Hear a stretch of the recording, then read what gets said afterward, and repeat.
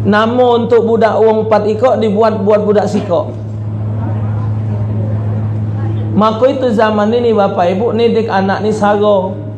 Karena sikok anak 4 namanya jadi 4 sifatnya.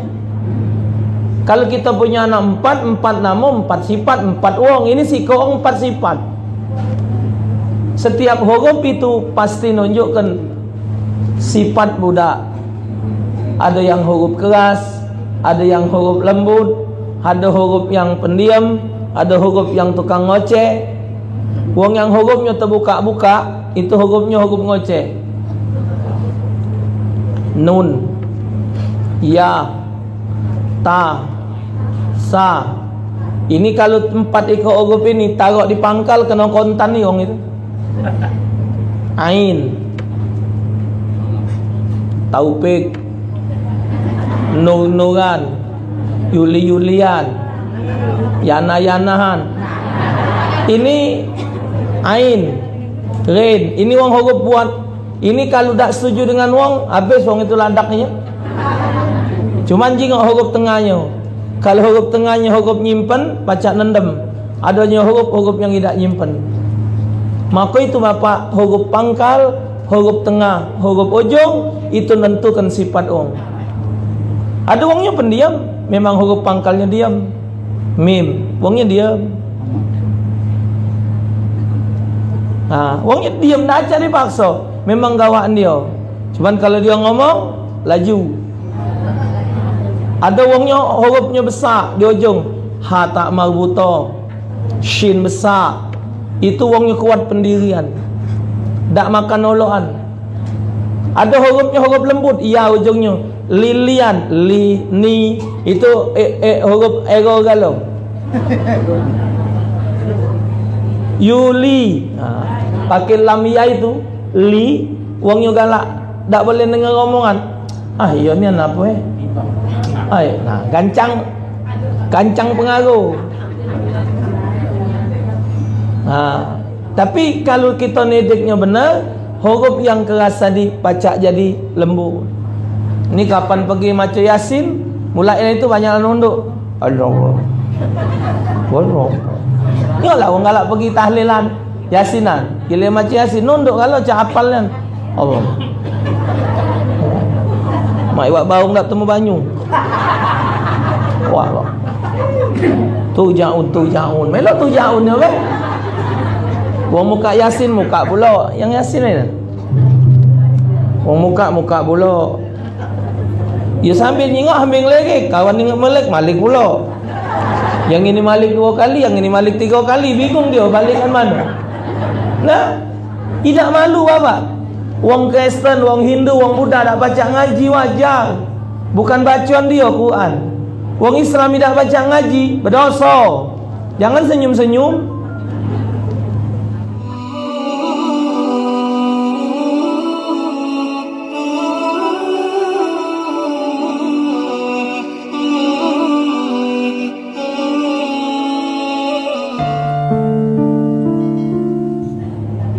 Assalamualaikum warahmatullahi wabarakatuh. Alhamdulillahi rabbil alamin. Yang itu baik. Wa bihi nasta'inu ala umuri dunya waddin. Salatu wassalamu ala asyrafil anbiya wal mursalin Sayyidina wa maulana Muhammadin wa ala alihi wa sahbihi ajma'in wa ba'd. Allahumma subhanaka la ilma lana illa ma 'allamtana innaka antal alimul hakim. Rabbi shrah li sadri wa yassir li amri wa hlul 'uqdatam min lisani yafqahu qawli wa ba'd. Masyaallah hadirin al-kiram, bapak-bapak, ibu-ibu sekalian, jamaah majelis pengajian rutin Nurul Khairiyah 1 bulan 2 kali. Alhamdulillah syukur siang menjelang sore hari ini kita ditemukan dalam majelis ini dalam acara rutin. Dan hari ini sehubungan dengan acara tasmiyah dan juga acara mengingat wafatnya pendiri majelis taklim ini. 1 tahun yang lalu beliau menghadap Allah Subhanahu wa ta'ala. Semoga almarhum diterima oleh Allah Subhanahu wa ta'ala, diterima amal ibadahnya, ditempatkan tempat mulia di sisi Allah Subhanahu wa ta'ala. Bapak Ibu sekalian saya hormati, acara hari ini adalah dua acara yang saling berhubungan, antara acara hidup dan mati. Lahirnya seorang anak adalah salah satu fasilitas yang Allah Ta'ala karuniakan kepada kita untuk membantu kehidupan kita dan terutama kematian. Karena kalau kehidupan ini Bapak Ibu, walaupun tak kati anak, walaupun bukan anak, tetap yang namanya ada di dunia ini ada yang bertanggung jawab. Wa ma min dabbatin fil ardi illa 'alallahi rizquha. Tidak ada barang yang melata di dunia kecuali Allah yang menanggung rezekinya. Tapi kalau kematian, dionya berhubungan dengan amal dia dan siapa yang ditinggalkannya. Maka itu anak bukan cuman kepengen punya anak. Banyak orang pengen punya anak, sampai make proses bayi akuarium, bayi tabung, sampai ngabis ke duit miliaran, buat dokter sana, program sini. Dokter Yusuf itu pernah ada wong program beranak, begitu ikut program beranak, sekali beranak 3. Nah, ada juga yang kepengen punya anak, ngungset kiai, minta amalan, minta doa ke punya anak, akhirnya punya anak kembar. Begitu lahir benar, tapi ibu ditunggu-tunggu, tak baca bergerak, tak baca merangkak, tak baca berjalan. Kapan lah agak besar, ternyata cacat dua-duanya. Mana nak mata lagi? Barang lama tu. Yang namanya anak ni biar miring, biar mengot, biar jahat, masih anakku tu lah. Jadi balik kepada bab ini, kita serahkan kepada Allah Subhanahu wa ta'ala. Tapi ikhtiar kita jangan stop. Ikhtiarnya tu bergoyo. Ikhtiarnya tu bergoyo. Akhirnya jadi budak juga. Ya. Jadi tak jadi, dapat tak dapat, itu adalah kehendak Allah Subhanahu wa ta'ala. Pak Ibu, banyak orang pengen punya anak, tapi sangat banyak orang yang tidak berhasil punya anak. Mereka cuma memandang anaknya berhasil di dunia, sekolah yang tinggi, jadi pejabat hebat, dengan gaji yang besar, rumah yang mewah, mobil yang bagus, jabatan tinggi, tapi ngaji tak, semayang tidak. Orang yang berhasil punya anak adalah mereka yang berhasil menyelamatkan anaknya dari azab api neraka. Ada orang punya anak banyak, sampai 12, 13, 14. Alhamdulillah 14 ikut anaknya pacak ngaji kalau. Ada yang punya anak 17 nya jadi orang hebat kalau. Bininya siko, anaknya banyak, berhasil. Pemerintah nyuruh rakyatnya beranak 2. Cukup anak 2 saja. Nanti bagaimana pendidikannya? Banyak punya anak 2, tapi tak ada benar juga hasilnya. Tambah lagi para pejabat, mestinya punya anak banyak-banyak. Pak Habibie itu Bapak Ibu, orangnya cerdas, paling cerdas di Indonesia. Nomor pertama Pak Habibie, yang kedua Pak Prabowo. Nomor 2 tu Pak Prabowo. Itu orang cerdas di Indonesia, nomor 2 setelah Pak Habibie. Kendaknya orang pintar-pintar tu anaknya tu banyak-banyak lah, supaya yang lahir ni orang pintar kalau. Ini anak pacar huta banyak.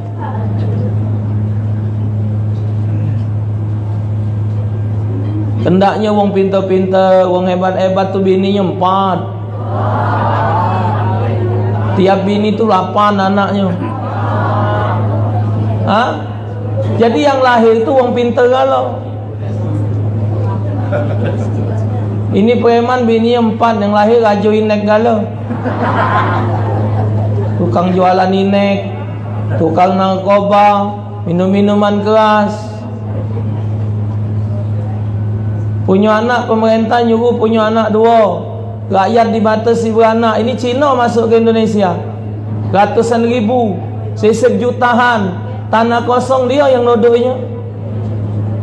Kita rakyat pribumi lahir di Indonesia, nenek puyang kita orang Indonesia, punya anak 2. Itulah hebatnya orang Indonesia nih. Pecah dia yang ngatur hidup rakyat ini. Padahal rezeki Indonesia bukan main banyaknya. Sini, ini anggota MPR. Iya, tingkat RT. Nah, jadi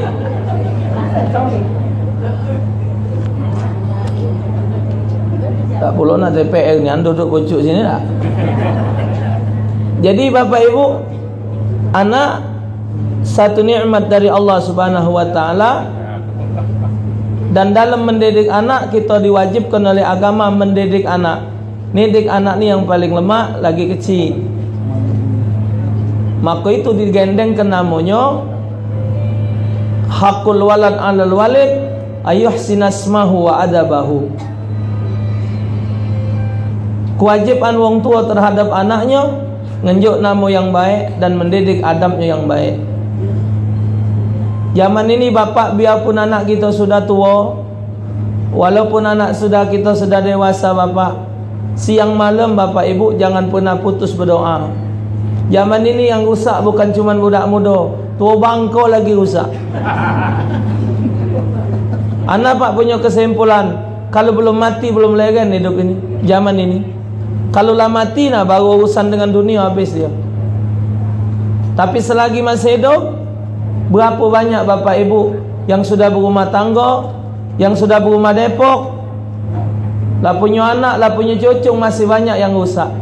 Bapak jengok yang kena tangkap di TV, yang nginek-nginek di kampung itu, yang sudah punya anak, punya cucu. Orang yang harusnya sudah berpikir cerdas, tapi mereka masih rusak oleh lingkungan. Maka itu kita orang tua perannya harus benar. Ngenjuk nama anak harus sesuai dengan nama-nama Islami, nama yang bermanfaat, nama yang ada maknanya. Asmaul aulad du'aul. Nama anak itu adalah doa. Semakin banyak huruf di nama itu, semakin berat beban budak itu ngawak sifat. Setiap huruf hijaiyah itu bapak ibu menanggung sifat.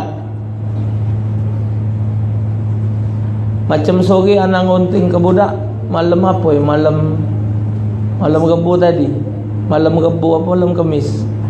Muhammad. Pokoknya 4 ikok namanya. Nama untuk budak wong 4 ikok dibuat budak sikok. Maka itu zaman ini bapak ibu nidik anak ni saro. Karena sikok anak 4 namanya jadi 4 sifatnya. Kalau kita punya anak 4 nama, 4 sifat, 4 wong. Ini sikok 4 sifat. Setiap huruf itu pasti nunjukkan sifat budak. Ada yang huruf keras, ada yang huruf lembut, ada huruf yang pendiam, ada huruf yang tukang ngoceh. Wong yang hurufnya terbuka-buka, itu hurufnya huruf ngoceh. Nun, ya, ta, sa. Ini kalau 4 ekor huruf ini taruh di pangkal kena kontan ni orang itu. Ain, Taufik, Nur-Nuran, Yuli-Yulian, Yana-Yanahan.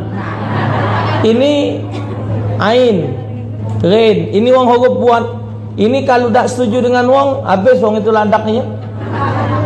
Cuman jingok huruf tengahnya. Kalau huruf tengahnya huruf nyimpen, pacak nendem. Adanya huruf yang tidak nyimpen. Maka itu Bapak, huruf pangkal, huruf tengah, huruf ujung itu menentukan sifat orang. Ada orangnya pendiam, memang huruf pangkalnya diam. Mim, orangnya diam. Orangnya diam, dah cari paksa. Memang gawaan dia. Cuman kalau dia ngomong, laju. Ada orangnya hurufnya besar di ujung. Ha tak marbuta, shin besar. Itu orangnya kuat pendirian, tak makan oloan. Ada hurufnya huruf lembut, ya ujungnya lilian, li, ni. Itu huruf ego galau. Yuli, pakai lam ya itu li, orangnya galak, tak boleh dengar omongan. Iya ni apa gancang pengaruh. Tapi kalau kita nedeknya benar, huruf yang keras tadi pacak jadi lembut. Wong yang nyimpen huruf shin besar, huruf sin sama shin besar, itu wongnya nak hidupnya nak rapi, tapi saya besar kelakar. Wong nyimpen huruf sin, itu wongnya perapi, Bapak. Wong yang punya huruf sin, itu wong punya sifat perapi.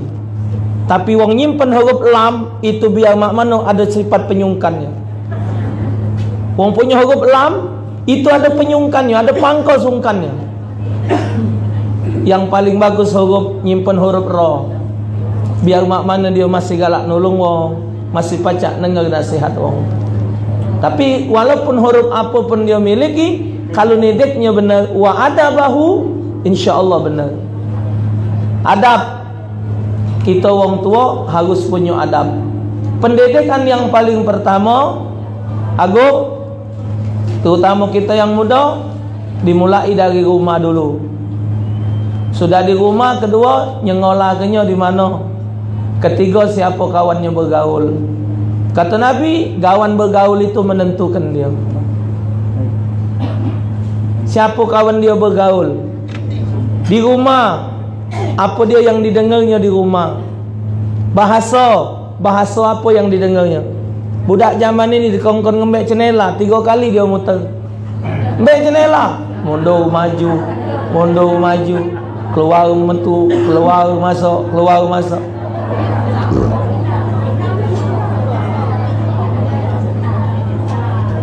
Ketinggian table ini. Tapi ibu, bapak, kalau omong ke cenela dengan anak kami, gancang di mbeknya sendal. Mbek cenela, mbeknya sendal. Mbek cenela buya. Karena apa? Karena di rumah dituman ke nyebut cenela. Kakak, melo acik jabo. Metu dia. Budak zaman ini kongkon jabo carinya. Apa sih mah jabo? Sangkonya pempek jabo tu. Kenapa? Karena di rumah tidak dituman ke dengan bahasa itu.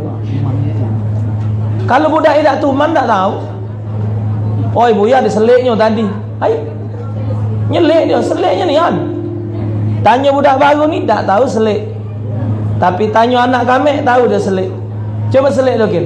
Seliknya katik buyanya. Kenapa? Karena di rumah ditumankan dengan bahasa itu.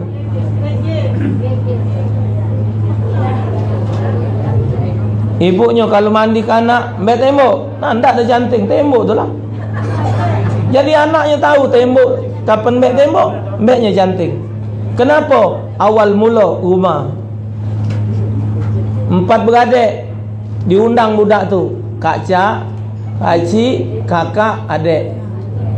Ditumankan, elok acak, melok acik, melok kakak, adik. Ditumankan. Tapi kalau tidak ditumankan, budak ngundang nama. Kenapa? Yang salah nyala ke siapa? Nak nyala ke budak? Apa nyala ke siapa? Nyala ke kita tua. Diundang macak, diundang cak, kak nga, kak ci, kak ning, macak, kak cak, kak cek. Kenapa budak tu tak tahu galau bahasa itu? Kalau tidak kita tua. Jadi mulai pendidikan adab pertama di rumah. Agung, tunjukkan anak kita solat. walau anak masih kecil. Kongkon baik ke kopca. Anak kau lanang galau, lemah, men betino ada nak dijilbabi pula, nak ditelkungi pula. Jadilah contoh buat anak kita solat, ngaji. Ini penting. Pacak ngaji, pacak semayang ni penting. Anak bapak sujud syukur niat. KPU bakal netapkan debat presiden dimasuk ke ngaji sikok. Ini wong ngatakan Prabowo dak pacak ngaji. Karena ada Kiai Ma'ruf Amin pacak ngaji. Ini lagi kami bapak. Jadi apa tidak tes ngaji ni? Memang mestinya yang nak jadi presiden, jadi anggota DPR, kongkong ngaji. Blepet an galau macam Arab ni. Awak orang Islam.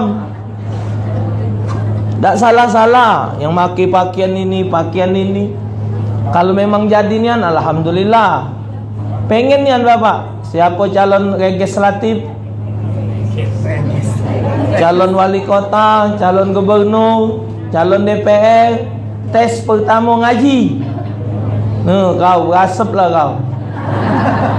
Ya karena dia bakal memimpin wong pacak ngaji. Yang dipimpinnya wong solat. Yang cenes bukan penyong Islam, tak usah dites ngaji. Tes lah maco kitab dia.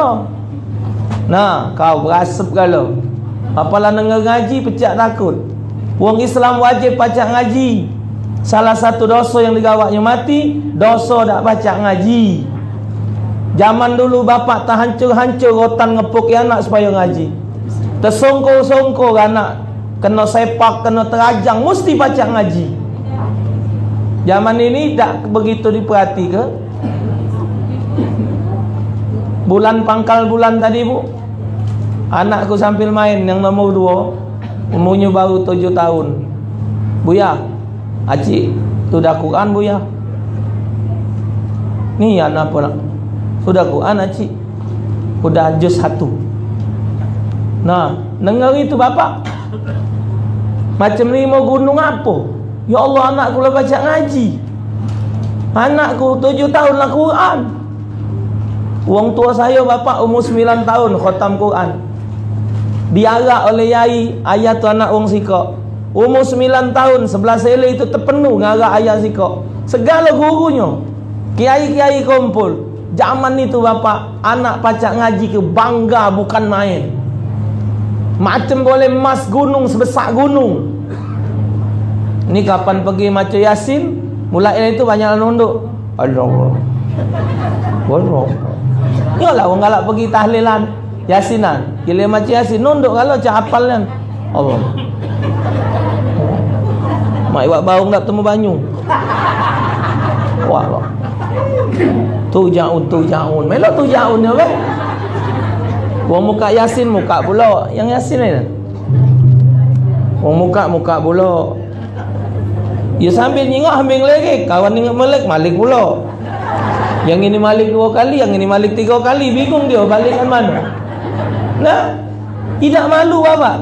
Wong Kristen, wong Hindu, wong Buddha tak baca ngaji wajar. Bukan bacaan dia Quran. Wong Islam tidak baca ngaji, berdosa. Jangan senyum-senyum. Nyanyi pintar, suara bagus, ngaji tak baca. Bakal kena tangan ni mati. Mana semayang nak benar? Nulis bahasa Indonesia. Allazinya tu alif lam tasydid zal ya nun. Allazina. Kalau Latin ALLADZINA. DZ itu kan zal. ALLADZINA. Alat zina. Bukan allazina. Alad zina. Z, zal dalam Indonesia DZ. Jadi kalau allazina ALLA DZINA, alad zina. Kata Kiai Hasyim Asy'ari, ngobat tulisan Al-Quran diubah dengan tulisan Latin, diubah dengan tulisan apapun, hukumnya haram. Jadi wong Islam mesti pacak ngaji. Agung anak diarahkan pacak ngaji. Zaman dulu ngundang kiai ke rumah atau nganterkan budak ke guru ngaji. Jangan yang cara zaman dulu tu nak diamalkan lagi zaman ini, bukan zamannya.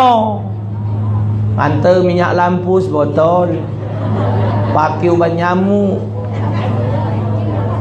Zaman inilah makai gas masak mangci. Sudah tu ubat nyamuknya semprotan baygon, masih ngawak minyak lampu. Kaget yang ngaji tu marah, tununya rumah. Nah, bahasa Inggris berapa bayaran sebulan? Ratusan ribu. Nah, you teacher, berapa? 200 sebulan. 200. Guru ngaji. Kaduh lah weh. Ada TKTPA tu 15.000. Ada 15.000. Ada 15.000. Masih tak terbayar. Jadi ngajari budak solat, bu, tak sadar wang ya aku. Di rumah mulai anak diajar ke salat. Allah sebut dalam surah Taha, ya ayu wa'mur ahlaka bis salati fastabir 'alaiha. Perintahkan anak kamu salat, fastabir 'alaiha tu artinya dengan cara sabar dan memberi contoh.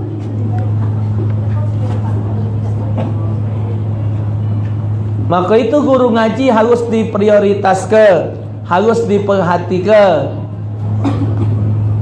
Jangan sampai anak kita tidak baca ngaji. Kedua, cara didik budak masukkan ke sekolah. Ada juga yang tidak di sekolah ke budak, tapi gurunya datang ke rumah. Apa namanya? Bukan apa is? Guru ke rumah tu? Ya, peripat. Peripat tu belajar yang mana sempat. Datang ke rumah, pelajaran ini. Sekolah, ibu pelokilah cara wong lama dulu. Sekolah ke anak SD-nya cari madrasah. Cuman yang kita sedih ni sih kok, rato-rato madrasah madrasah Islam terpadu ini mahap ngomong rato-rato mahal galau. Jadi tak tergegit orang kampung. Mestinya pejabat pemerintah ni mikir ke. Jangan mikir ke kantong baik, mati kaget saro. Duit rakyat tu jangan ditegak dewek. Nah, rakyat ni harus perhatikan. Ini nyengolahkan budak di sekolah tempat orang kafir. Nyengolahkan anak di SD-nya tu bukan di madrasah. Jadi kalau uji Yosin, kalau lagi SD-nya masuk ke madrasah.